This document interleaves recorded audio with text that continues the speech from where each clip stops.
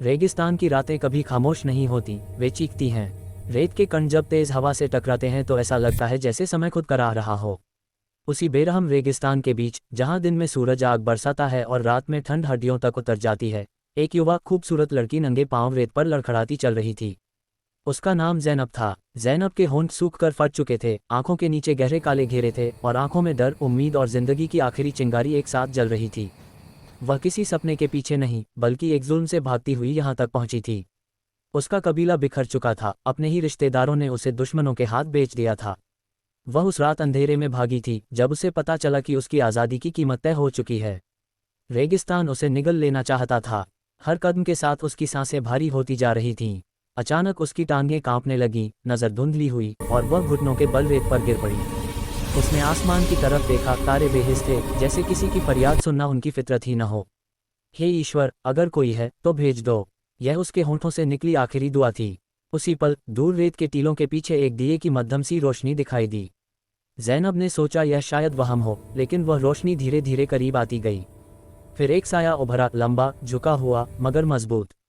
वह एक बूढ़ा आदमी था।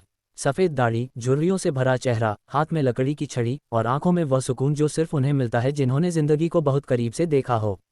उसका नाम बाबा सलीम था, रेगिस्तान का वह मुसाफिर जिसे लोग फ़कीर कहते थे, मगर असल में वह वक्त का एक खामोश गवाह था।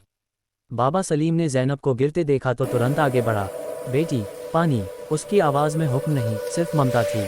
ज़ैनब के आंसू बह निकले। वह बोल न सकी, बस सिर हिला दिया।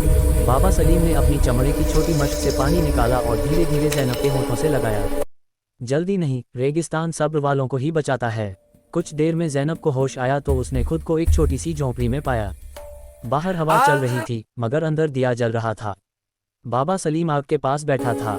तुम अकेली यहाँ कैसे? उसने नरमी से पूछा। ज़ैनब ने सब कुछ सच सच बता दिया, जुल्म, धोखा, बेचे जाना और फिर भाग निकलना।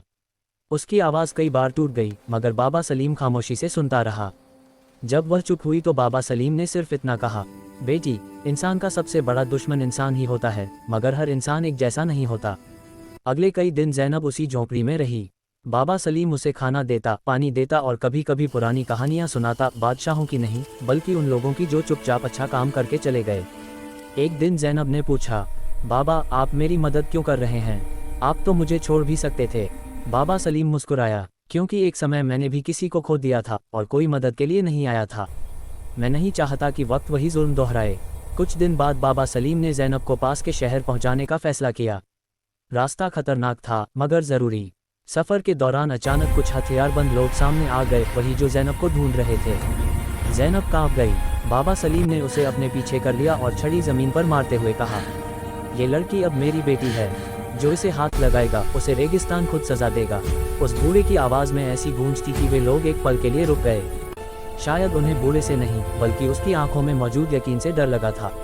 वे लोग लौट गए। शहर पहुंचकर बाबा सलीम ने ज़ैनब को एक सुरक्षित घर के हवाले किया, जहां बेसहारा लड़कियों की मदद की जाती थी। जाते समय ज़ैनब ने बाबा का हाथ थाम लिया। बाबा, मैं आपको कभी नहीं भूलूंगी। बाबा सलीम ने उसके सिर पर हाथ रखा।